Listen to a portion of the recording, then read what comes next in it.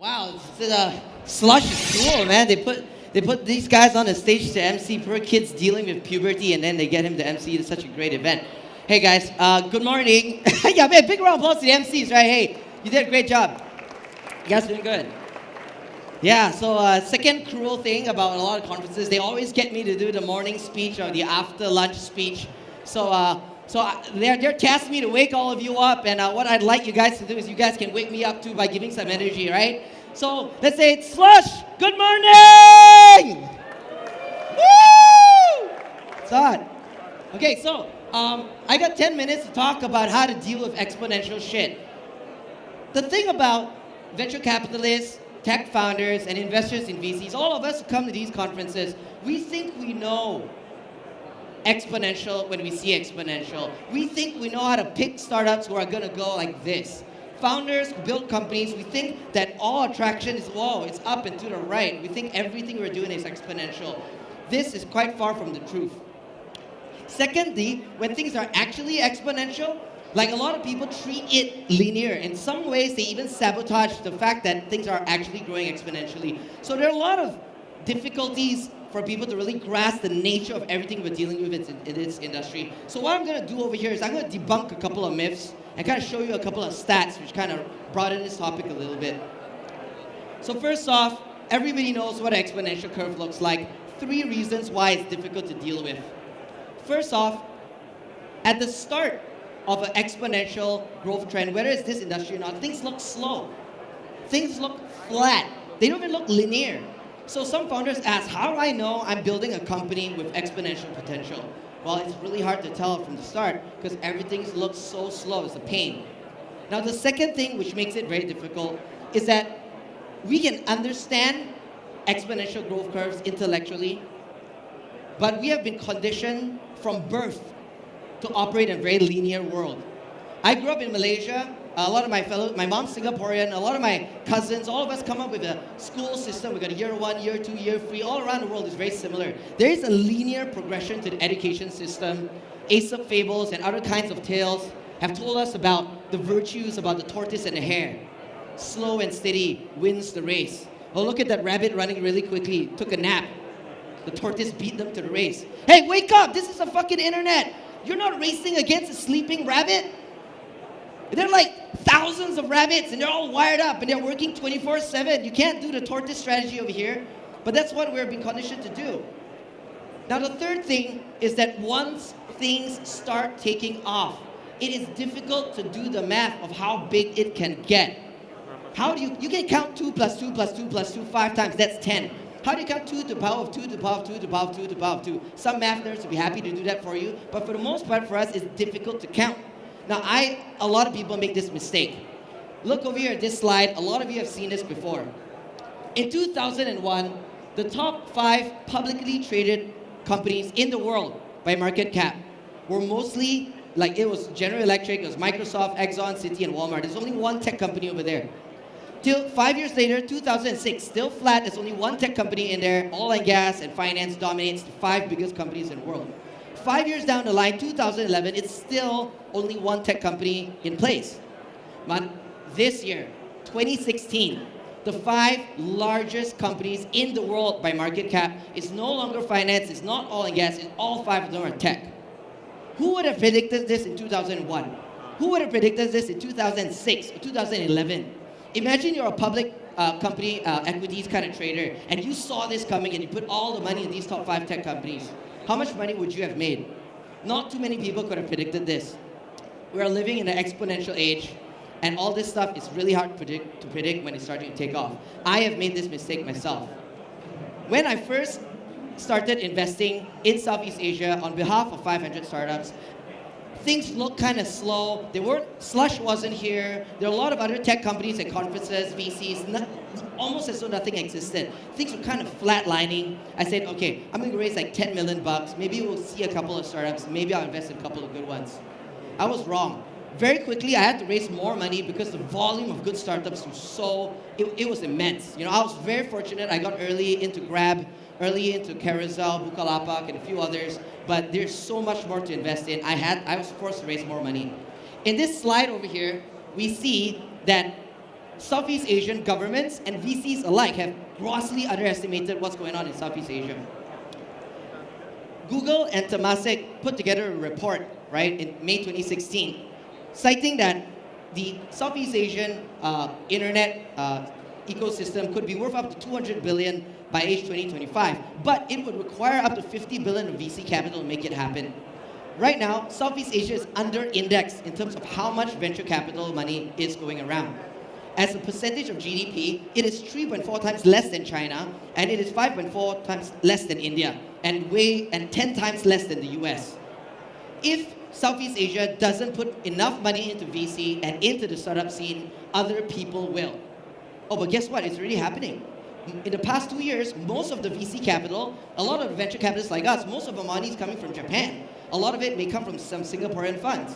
Where does that leave Malaysia, Thailand, Indonesia, Philippines? The biggest companies in Southeast Asia could very well not be owned by the countries who produce them. That's because they underestimated the exponential nature of what we're dealing with. So how do we deal? I'm going to start off with governments. I know some of you are hanging around in the room. You have to own your own future. I am Malaysian, and Anthony Tan and Hui Ling, both the founders of Grab, are Malaysian. They started off in Malaysia. It started off as My Taxi, and Malaysia's, and very quickly, they raised a lot of Singaporean capital and then a lot of Chinese capital, and their headquarters here in Singapore. They're hailed as a Singaporean startup. The Malaysian government's like, hey, whoa, what's that company? Oh, I heard they were actually Malaysian. They didn't even know what's going on. I mean, they woke up one day, and the very startup that they've kind of like built as a country has kind of moved off to somewhere else. For every other government folk over here, you got Singapore's gonna eat your lunch, right? If you don't play catch up, they're gonna eat your lunch, and you're gonna wake up, your lunch is all gone. You'll be so far behind, there's no way you can catch up. You wanna play this game, you wanna be part of your own future, you gotta own it. So that's a big word for governments. Secondly, for VCs, we've been chasing the wrong dream. Myself included, we got really excited about chasing traction in terms of user growth. And we're willing to put money down for our startups to buy more user growth. If you look a little bit deeper into the startups we're funding, where are all the user growth coming from? Is it coming from repeat purchases? Is it coming from retention? Is it coming from organic growth? Are we just paying for this growth? Are we shitting ourselves, throwing money to create exponential curves which doesn't deserve to exist in the first place? That's something we've got to ask ourselves. I'm saying, in the way I'm investing right now, retention is the new traction. We want to see cohorts of user bases in our companies, repeat purchases, repeat buys, return visitors, organic. That is the input variable of what will be truly exponential. Investors, take note. Now for founders themselves, what you got to do? We got some founders out here. What are you going to do, especially when things are flat? Well, first off, when you've got kind of flat growth or kind of like slow linear growth, you got to look at your customer cohorts. You got to look a bit deeper into each and every segment of how you cut your customers, because somewhere in there are a group of customers who come back and they buy more, and they keep buying more and more and more. On average, if you look at your average revenue growth or average user growth, it could look flat or linear, but again, take a closer look. There could be a segment or an ad campaign or something you're doing which is already producing exponential growth. Double down on that shit. Find it and put more money, more effort, and blow that up. Next, once it starts working, what are you gonna do? I've got a couple of friends who have been very fortunate to be part of a lot of high growth companies in their early days, whether it's YouTube, Instagram, or Facebook. When I asked them, especially those who are in the growth teams, I asked them, how do you do, what did you do to grow Facebook to 1 billion users, man? What did you and your team do? They said, well, we just tried to remove as much barriers as possible, because Facebook is already exploding, and we just had to keep on identifying what the barriers are and removing them. Now, how about founders over here?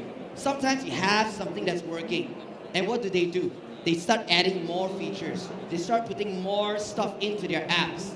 It is a very dangerous thing, because you could almost kill the fact that you're having exponential growth by adding shit you don't need.